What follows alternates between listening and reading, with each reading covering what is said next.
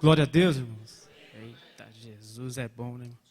Fica até difícil de pregar depois de terça-feira, né, irmão? Glória a Deus.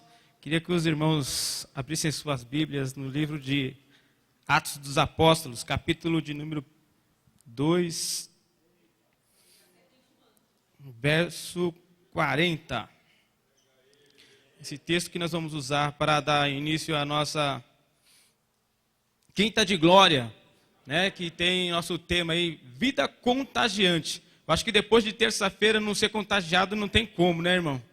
Que nós saímos daqui transformados. Amém? Diz assim, Pedro narrando a sua pregação, e muitas outras palavras dava testemunho pessoal e os encorajava, proclamando: sede salvos desta geração que perece. Assim todos quanto aceitavam a palavra foram batizados, e naquele dia, juntaram-se a ele cerca de 3.000 pessoas. Amém? Só até essa parte, irmão. Em uma só pregação que Pedro fez, ele conseguiu contagiar 3.000 pessoas, irmãos. Eu quero que você curve sua cabeça. Senhor, em nome de Jesus, nós lemos sua palavra, Senhor. Agora, Senhor Jesus, o Senhor já tem ministrado o meu coração.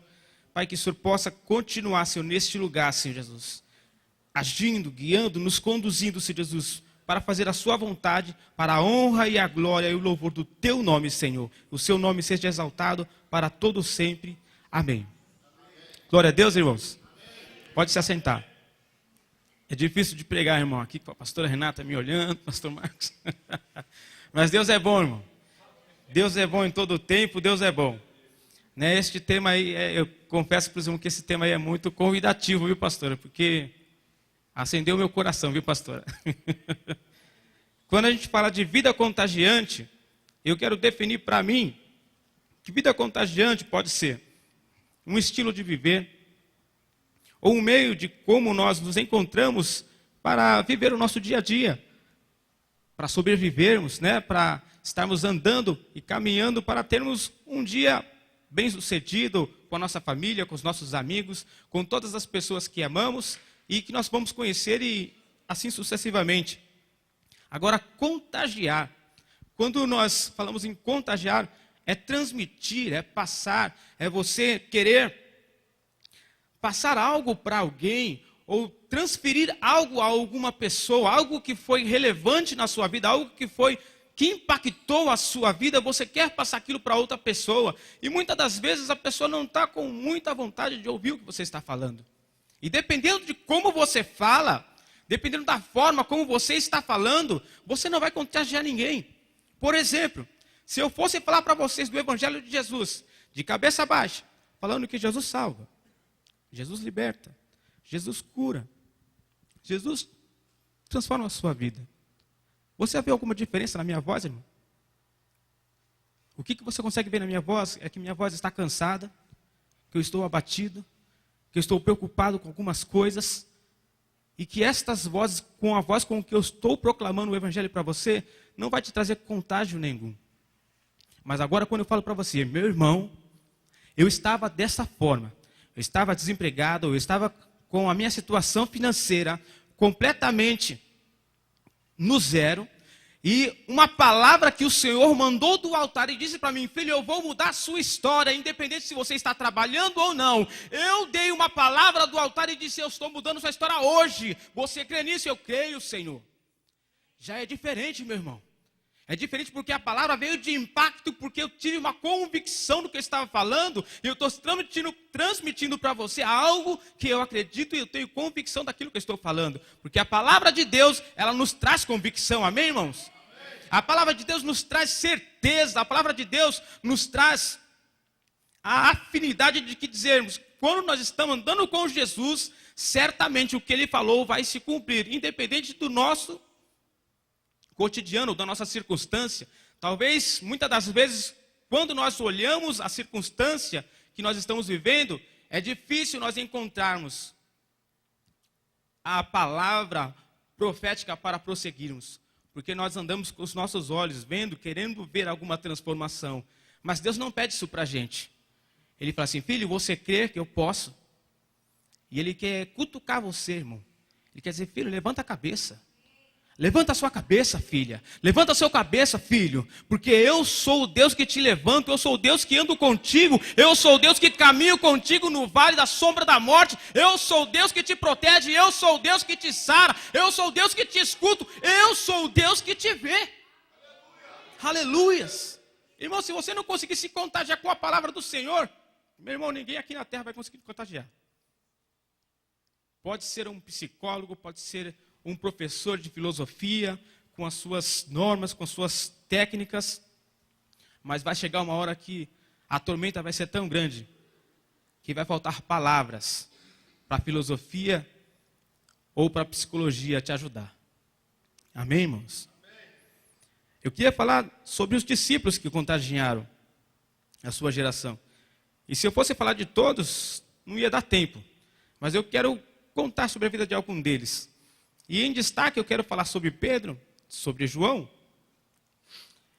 Pedro era um pescador, como nós sabemos, e o seu temperamento era meio desigual, né? A hora ele estava bem, a hora ele estava mal, a hora ele era agressivo, a hora ele era aquele que profetizava, a hora ele era aquele que dava aquela mancada brava, mas ele estava com Jesus. Jesus o escolheu. Ele era seguidor de Jesus e imperfeito, assim como eu e assim como você. Jesus nos escolheu, amém, irmão? Amém. Mesmo com a nossa imperfeição, Ele nos acolheu e disse, filho, você é meu e eu quero que você ande comigo. Amém. João era um discípulo amado e também tinha os seus temperamentos zeloso com a palavra de Deus. E uma das passagens de Marcos capítulo 3, verso 17, Jesus chama ele até de Boanerges, ele e seu irmão, que quer dizer filhos do trovão, para expressar a qualidade do seu caráter. Ambos eram adoradores, evangelistas, influenciadores e cheios do Espírito Santo, irmão. Isso aí eu acho que define esses apóstolos de uma forma, de uma qualidade assim ímpar. Porque onde eles passavam, ele conseguia influenciar as pessoas onde eles estavam. Onde eles iam, eles conseguiam influenciar as pessoas. Onde eles iam, eles conseguiam dar uma palavra assim, olha, eu estou andando com um homem que ele faz a diferença. Eu estou andando com, rapaz, eu acho que a gente já achou o Messias. E aí a galera ia se aglomerando, ia juntando-se, ia formando aquele grupo de discípulos maiores, porque todos, não é só pelo que eles falavam. A primeira chamada era como eles falavam, o impacto e o entusiasmo, como eles falavam de Jesus, atraíam outras pessoas a quererem ouvir falar de Jesus. Quando eles falavam de Jesus, existia um desejo, criava uma expectativa de ouvir o Mestre falando. Assim como eu e você falamos de Jesus onde nós estamos, dependendo do nosso entusiasmo, as pessoas vão querer o mesmo Jesus que você está servindo. A pessoa vai ver nos seus olhos, você fala assim, você está falando de Jesus de uma forma assim, que parece que ele é real. Eu já ouvi isso, irmão. Eu falei assim, mas ele é real. Ele é mais real do que o que você está vendo. Porque o mundo espiritual, ele é muito real. O mundo espiritual, ele é mais real do que muitas coisas que a gente pensa que não existe. Amém, irmãos? Eu queria também falar do diácono Estevão. Como não falar deste homem?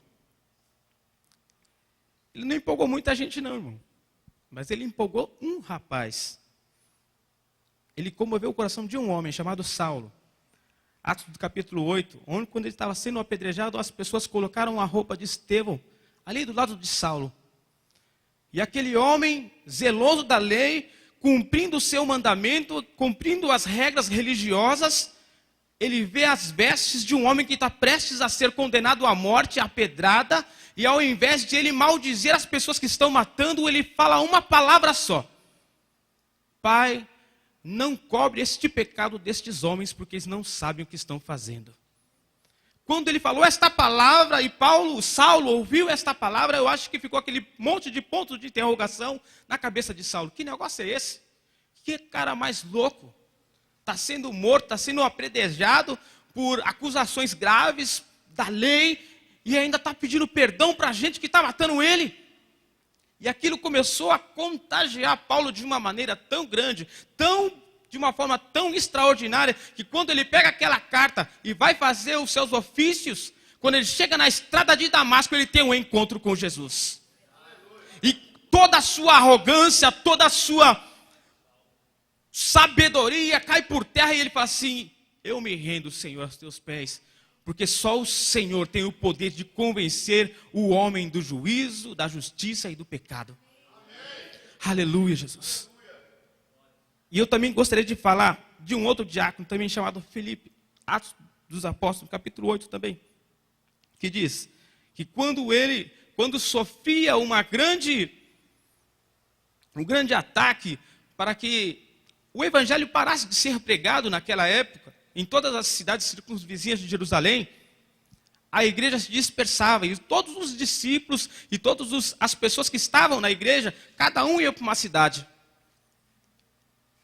Partiam, mas todas as cidades que eles pisavam a planta do pé dele, eles clamavam o nome do Senhor, eles declaravam as boas novas. E Felipe, quando declarava as boas novas, a cidade inteira era contagiada com o poder de Deus tão grande, que todas as pessoas que estavam praticando até mesmo outras religiões, fazendo feitiçarias, mágicas para alcançar popularidade, não resistiam às palavras de Felipe, mas se rendiam a todas as palavras que Felipe estava dizendo. Assim: eu quero esse Jesus que você está falando aí, meu amigo, porque essas coisas que você está dizendo aquietam o meu coração, aquieta a minha alma, satisfaz o desejo do meu coração, e eu sou transformado por esta palavra. Quando você falava, eu sentia que algo descia do céu e aquilentava o meu coração, e dizia: eu estou no controle.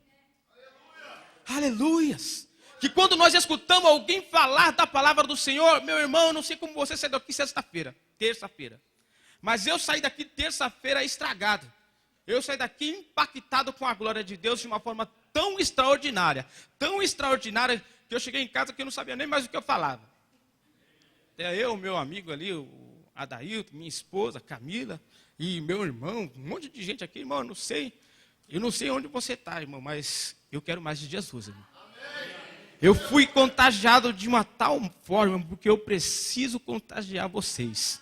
Eu fui contagiado de uma tal forma que você também precisa sentir isso, irmão. Eu fui contagiado de tal maneira que você precisa desejar esta mesma unção que está aqui neste altar. Esta mesma unção, porque o Senhor, Ele tem permanecido nesta igreja. E culto após culto, Ele vem falando comigo, vem falando com você. Culto após culto, Ele vem te dando uma diretriz, Ele vem te dando uma direção, falando: filho, eu estou no controle. Minha filha, eu estou no caminho. Continua pelejando, continua guerreando, porque eu estou no controle e eu vou dar a vitória.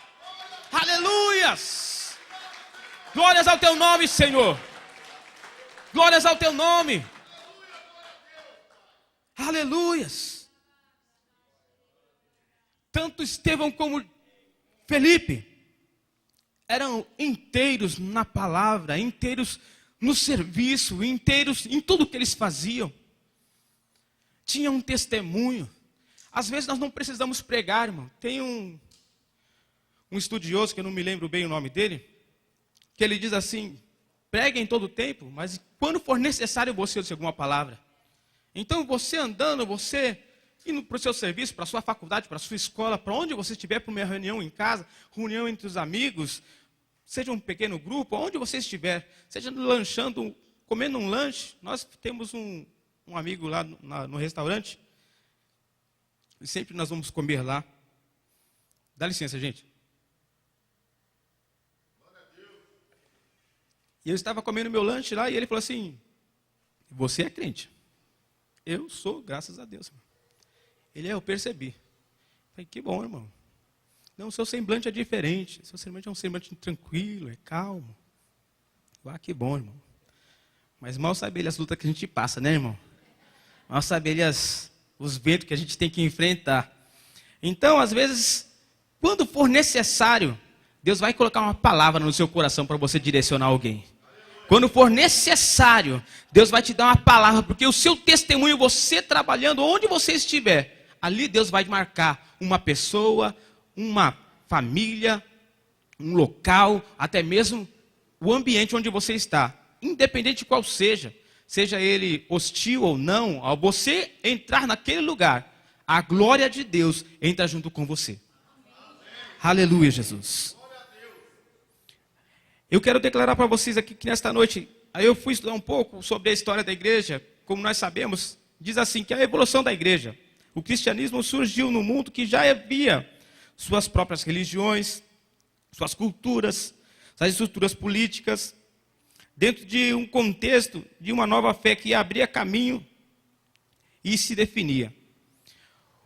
O primeiro passo, e o mais importante, foi definir a sua natureza e com contraste ao judaísmo, que é onde nasceu. E a sua natureza, a natureza do cristianismo é Jesus Cristo, irmão. Ele é o centro. Ele é o centro de todas as coisas. É nele que termina todas as coisas e é nele também que começa todas as coisas. Por isso que tem até aquele louvor, né? Porque é por ele, para ele, são todas as coisas. Amém, irmãos? Deus é bom demais, irmão. Aleluias. E devido a isso, existiam muitos conflitos.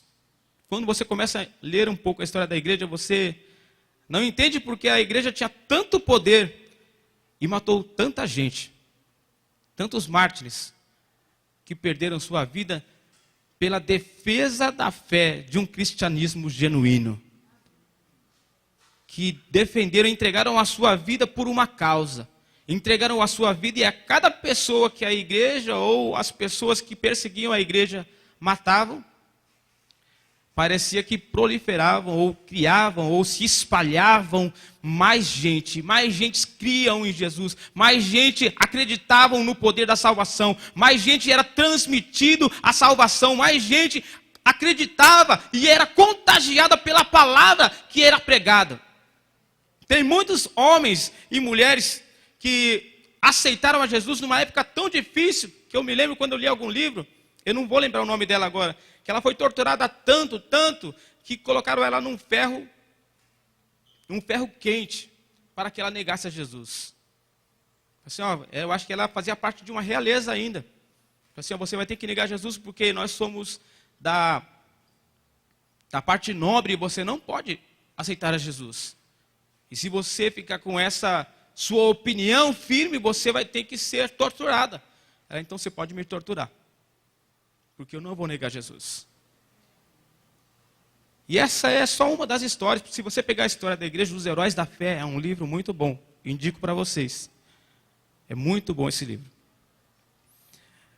Ele vai falar como os mártires perseveraram, como eles contagiaram, como eles insistiram, mesmo em meio a sacrifícios pessoais, que onde era ao fio da espada, eles declararam: ou você nega Jesus, ou você vai ser morto aqui na frente de todo mundo, vai ser exposto como vergonha, vai ser exposto como ridicularizado, para que ninguém seja como você. Mas tudo que eles faziam para dar baixa no evangelho, parece que Deus ele faria com que todo o mal que eles projetavam contra a pessoa, Deus fazia tornar ele em bênção. Todas as coisas ruins que eles projetavam para as pessoas, Deus ele tornava aquilo como uma bênção e mais pessoas eram salvas e mais pessoas eram contagiadas por isto. João, ele contagiava pessoas ainda na sua velhice, irmão. Ainda na sua velhice ele conseguia contagiar pessoas. Muitas das vezes nós mesmos nos sentimos tão cansados, tão abatidos e não conseguimos convencer ninguém, irmão. Mas João, dentro da sua velhice, ele foi impactado de uma maneira tão grande por Jesus Cristo, que até na sua velhice, ele conquistava pessoas. Ele atraía as pessoas se sentiam bem em ficar perto dele.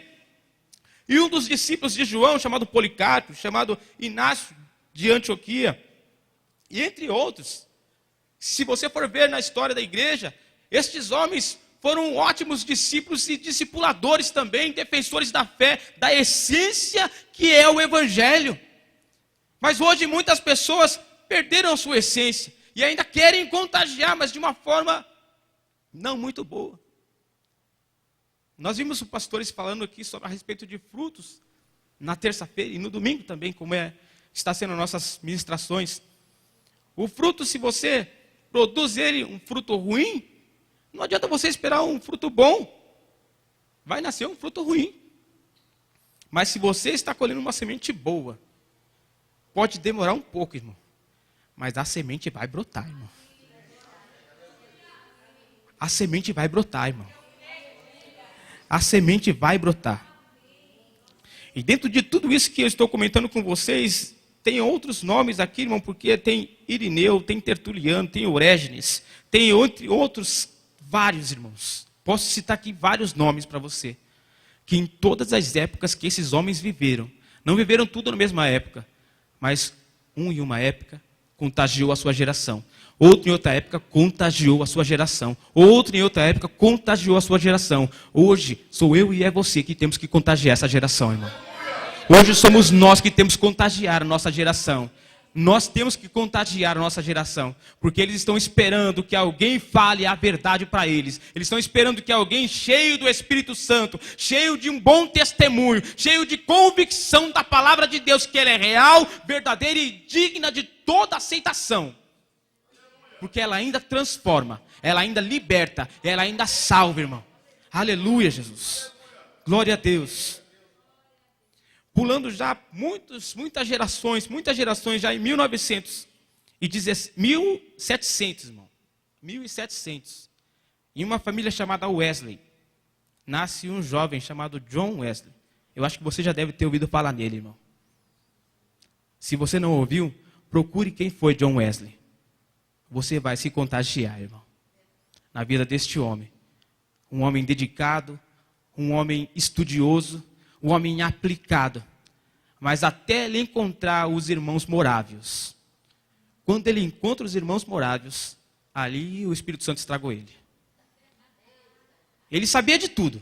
Ele sabia teologia, tinha um ótimo conhecimento, tinha uma pregação afinadíssima. Mas quando o Espírito Santo pegou aquele homem, ele estragou a Inglaterra todinha, irmão.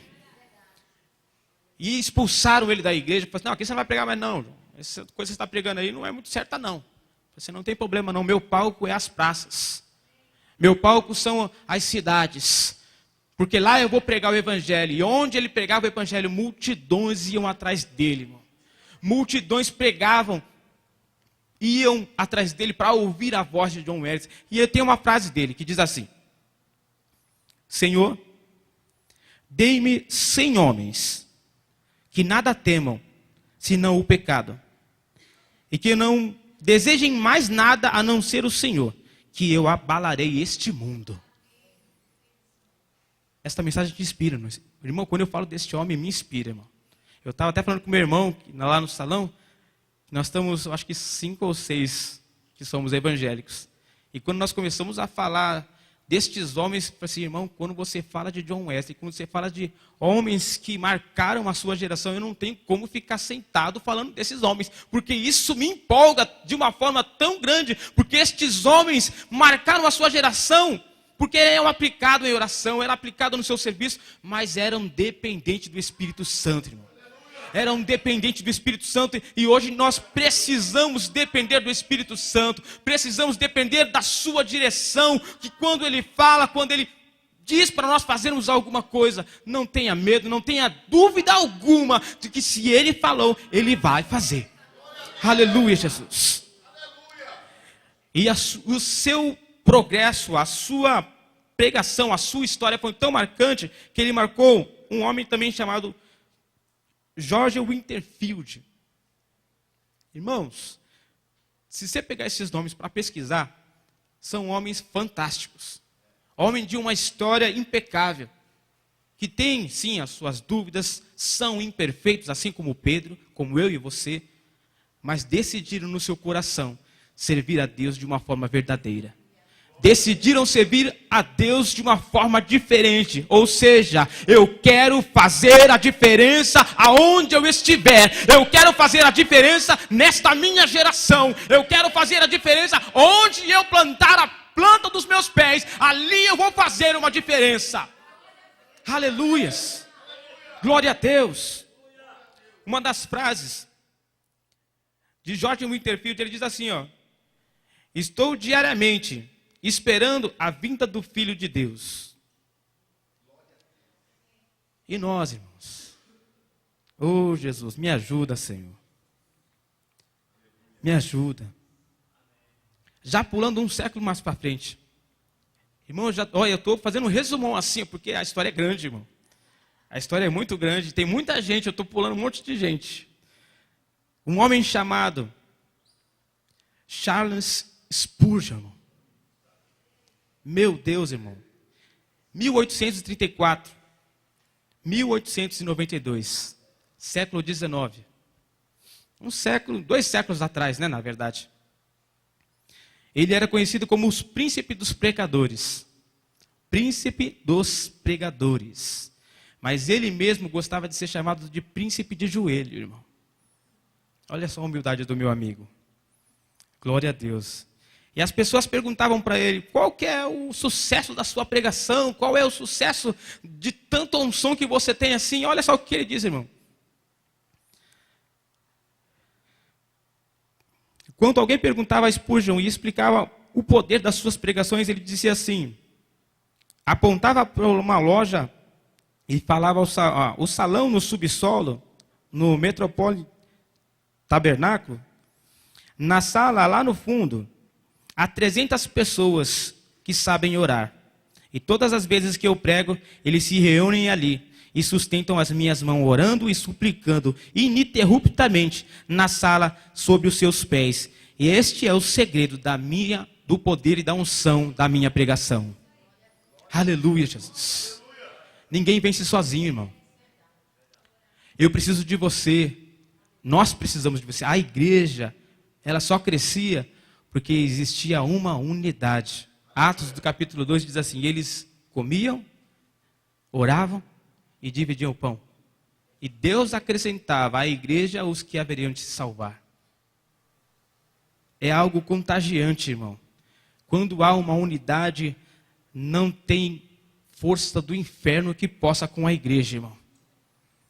E eu quero profetizar aqui nesta igreja, que contra a igreja de Deus, toda arma forjada não prosperará. Com os nossos lábios, nós condenamos toda arma forjada, em nome do Senhor Jesus. Aleluia, Jesus. Glória a Deus. Já no século XX, tem um homem chamado Leonardo Ravenhill. Ele escreveu um livro chamado Por que Tarda o Avivamento de Deus. Ele nasceu em 1907 e faleceu em 1994.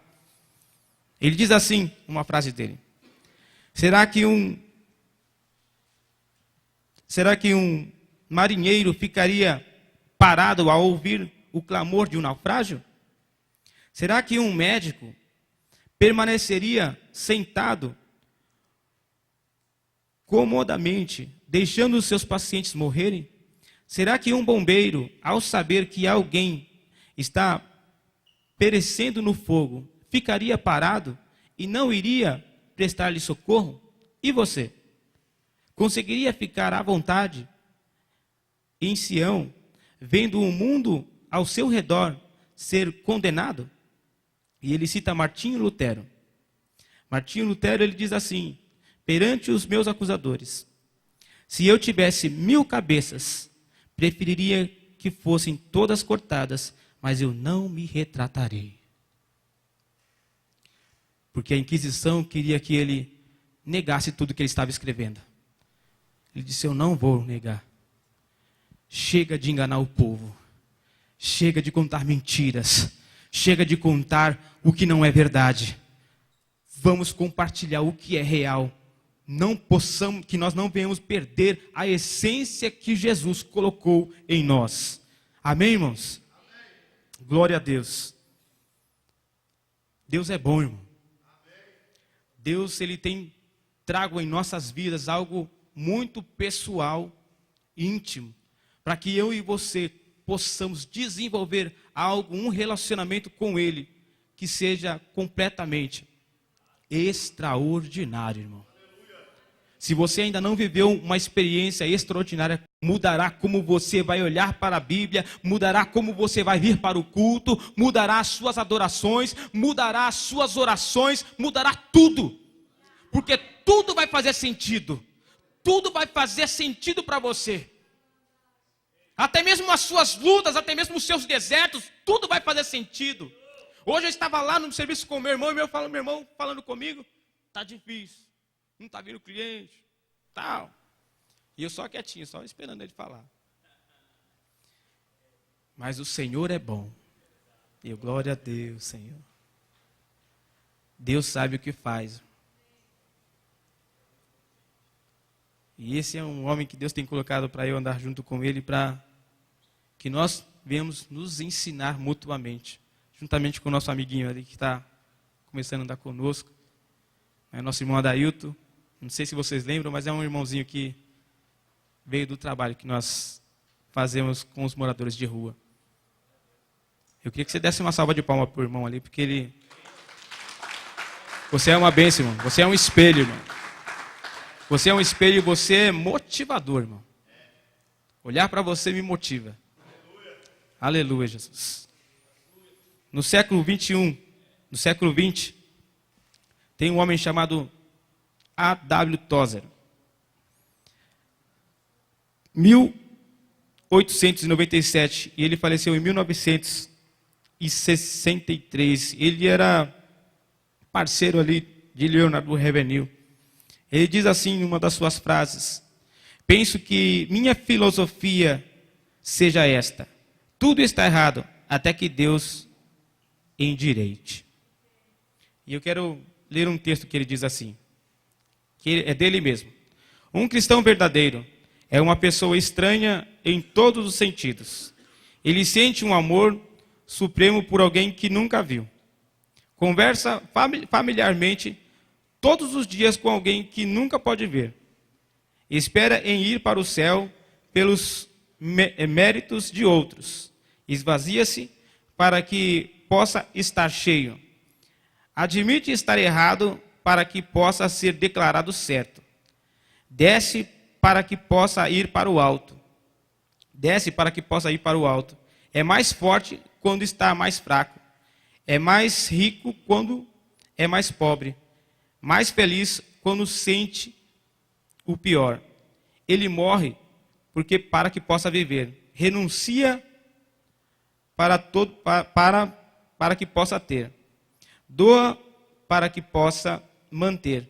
Vê o invisível, ouve o inaudível e conhece o que excede todo o entendimento. Não culpe Deus por não ouvir as suas orações, se você não está ouvindo o chamado dele para ser obediente. Dá até para ficar sem falar, né, irmão? Isso aqui já é uma pregação, né, irmão? Ele diz uma frase assim que me impactou também. Nunca ouça um homem se ele não ouve a Deus. É pesado, né, irmão? Jesus. Glória a Deus, né, irmão? Tantos homens inspiradores, irmão. Homens inspiradores, homens que marcaram sua geração e ainda marcam, irmão. Se você ler um livro deste homem ou alguma coisa que ele colocou, deixou registrado nos seus livros, nos seus documentos, existem muita coisa boa para a gente aproveitar ainda, irmão. Aqui na nossa igreja, existem muitas coisas boas que ainda nós não descobrimos. Tem coisas que eu e você precisamos. Que nem o pastor Márcio nos ensinou, né? Pegar a nossa pazinha, e vamos cavar, irmão. Eu quero convidar você nesta noite para cavar. Eu quero convidar você nesta noite para cavar junto comigo, junto com a pastora, junto com os líderes desta igreja, porque a água vai vir, irmão. Ainda que aparentemente parece que não. Ainda que aparentemente a sua situação ainda não mudou, irmão, mas eu estou dizendo para você, porque assim como este homem acabou de declarar, ter fé, irmão, é coisa de louco, irmão. Talvez você olhe para a sua situação e declare assim, essa coisa está muito difícil de acontecer, mas é assim que Deus gosta, irmão. É desse jeito mesmo. É um terreno certinho, é um terreno ideal para o Senhor trabalhar. Mas a minha situação está muito difícil. Eu não consigo enxergar um meio pelo qual Deus pode operar, ou qual pessoa Deus vai usar. Não interessa, irmão. De onde Deus vai trazer, quem Deus vai usar, da forma que vai acontecer. Interessa só de uma coisa, irmão, você crer na promessa do Senhor, tomar posse do que Deus está falando para você, se posicionar diante de Deus está falando e colocar, Senhor, eu vou caminhar e não importa o que acontecer, eu quero dar mais um passo, vou dar um passo de cada vez. E nesse um passo de cada vez, Deus vai te honrando em cada passo que você der. Deus vai honrando o seu coração, honrando a tua fé, honrando a sua atitude. E vai colocando pessoas do seu lado para motivarem você. Porque cada culto que eu venho aqui é uma inspiração que eu tenho, irmão. Vendo a pastora, vendo o pastor Edivaldo. Nossa, quando ele foi para Jerusalém, nossa, eu fiquei tão impactado, pastor. Eu falei assim, meu Deus do céu, que bênção, Jesus. Meu pastor está lá em Israel. Jesus, está pertinho do Pai. Que bênção, Jesus. Irmão, não sei se você está percebendo, mas Deus está com uma atmosfera, desde o ano passado, pastora, que era o ano do avivamento, né? Uma atmosfera diferente aqui no nosso meio. Derramando sobre nós uma unção diferente, irmão. Mas se você não está sentindo, pergunte ao Senhor, Senhor, o que eu devo de fazer? Qual é o caminho? Qual é o meio pelo qual o Senhor quer que eu entre para que o Senhor possa mover o meu coração e eu possa estar fervendo, que eu possa estar sendo contagiado com a sua glória? Você não pode ser contagiado por mim, irmão. Você não pode ser contagiado por quem está pregando aqui, porque se a presença de Deus não te contagiar, irmão, não adianta não, irmão. Isso só vai ser fogo de palha, irmão. Se a presença de Deus não estiver com você, te contagiando, se ele não for a tua real motivação, não dá certo não, irmão. E eu quero terminar dizendo assim, que Jesus Cristo, ele é o maior influenciador e o maior contagiador de todos os tempos. Porque para Pedro, ele era o Cristo. Mateus 16:16. Para João, ele era o Verbo. Para Estevão, ele era o filho do homem que estava à direita do Pai. Aleluias. Para Felipe, para todos os demais que eu descrevi aqui, ele ainda continua sendo a boa nova que nós estamos proclamando. Ele continua sendo. Aleluia, Jesus. Ele é a autoridade sobre os demônios e a enfermidade, irmão. Aleluias. Ele é aquele que cura e liberta os oprimidos das tuas necessidades. Aleluias. Ele é quem sela o seu povo com o Espírito Santo. Ele é quem conduz a sua igreja. Aleluias. Ele é quem convence o homem da justiça, do pecado e do juízo. Ele é quem nos dá a motivação. É Ele, irmão, é só Ele. Aleluias. Por isso que Isaías capítulo 9 diz assim, afinal um menino nos nasceu e um filho nos foi concedido e o governo está sobre os seus ombros e ele será chamado Maravilhoso Conselheiro, Deus Forte, Pai da Eternidade, Príncipe da Paz. Aleluia, Jesus. Qual é o Deus que você está buscando, irmão? É um Deus forte? Ele é. É um Deus de paz? Ele é. É um Deus de eternidade? Ele é, irmão. É por isso que ele diz lá em Êxodo, eu sou o que sou. E pronto, vai lá, Moisés fala para o pessoal que eu sou está te enviando. E é o mesmo eu sou que está falando comigo hoje, neste dia, nesta data, neste ano, dizendo eu continuo sendo o mesmo filho. Em mim não há sombra de variação, em mim não há mudança, porque quem muda não sou eu, são vocês. Vocês mudam seu modo de pensar, seu modo de agir. Mudou a temperatura, muda tudo. Mudou o ciclo da estação do tempo, todas as coisas já mudam. Mais agasalhadinho, mais assim. Fez um sol, todo mundo já quer ficar mais à vontade. E o ânimo é a mesma coisa, irmão. Provérbios, acho que diz assim, que quando nós passamos por muitas lutas, a tendência nossa é abaixar a cabeça, irmão. Não é assim mesmo? Ou é só comigo? Sou só eu que sinto essa opressão tão grande? Porque quando nós passamos por tantas dificuldades, por tantas frustrações, por tantas impossibilidades, por você não ter força, por você não ter recursos, por você não ter isso, por você não ter apoio, por você ser rejeitado, por você não ter conquistas. Mais uma vez eu estava andando na rua assim. E o Espírito Santo me encorajou, dizendo: filho, por que você está andando com a cabeça baixa? Porque para a cabeça baixa você só vai olhar o chão, irmão. Com a cabeça baixa você só olha a terra, irmão. Com a cabeça inclinada para baixo você só encontra a terra. E sua visão fica limitada. Só o que você está vendo aqui.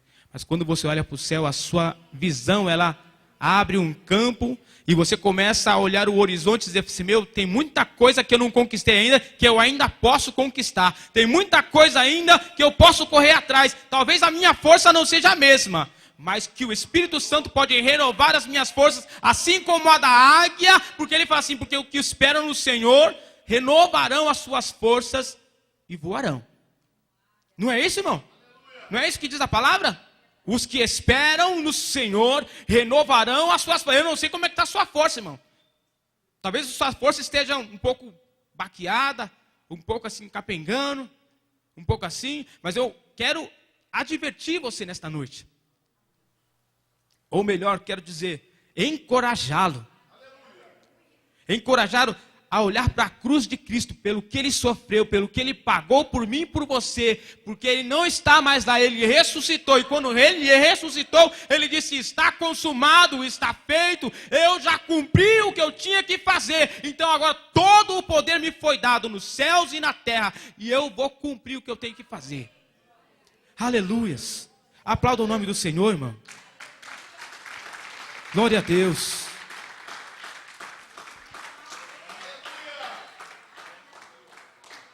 Para encerrar, eu quero deixar aqui o último versículo.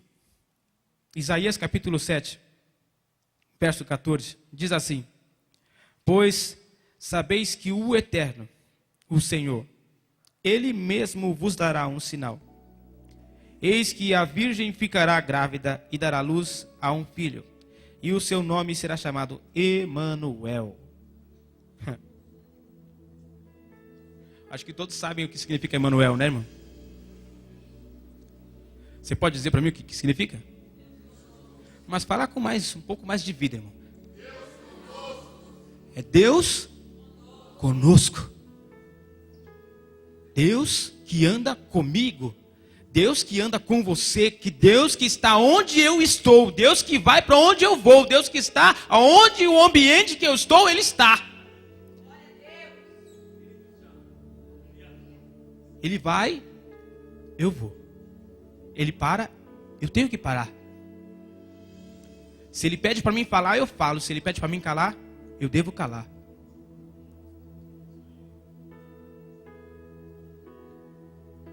Todas as bênçãos que o Senhor, Ele colocou sobre todos os escolhidos dEle, e eu pude perceber na sua palavra, que todos eles foram orientados pelo Espírito Santo. Seja Moisés, Josué, e assim sucessivamente. Todos eles receberam um direcionamento, receberam uma ordem, receberam um conselho. Filho, faz isso. Faz assim, ó. Ainda que pareça loucura, ainda que pareça difícil para você entender, ainda que pareça até mesmo irracional, se Deus falou, irmão, pode fazer. Gostaria que você se colocasse de pé, irmão. Aleluia, Jesus. Obrigado, Senhor. Obrigado, Senhor. Porque eu sei que o Senhor falou conosco nesta noite. Eu sei, Pai, que estamos vivendo um tempo diferente nesta igreja, Senhor. E é um tempo motivador, Senhor, desafiador, mas também conquistador, Pai. E eu quero que o Senhor me prepare, Pai, para todas as conquistas, Senhor Jesus, que nós vamos receber neste local.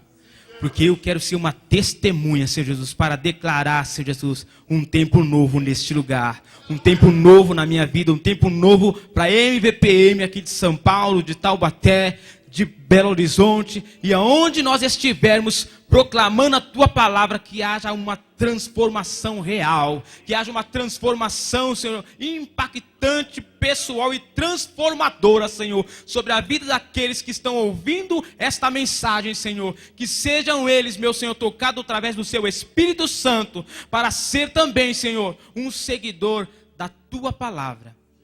Assim eu oro, já te agradeço por esta oportunidade. Em o nome de Jesus. Amém. Aplauda o nome do Senhor.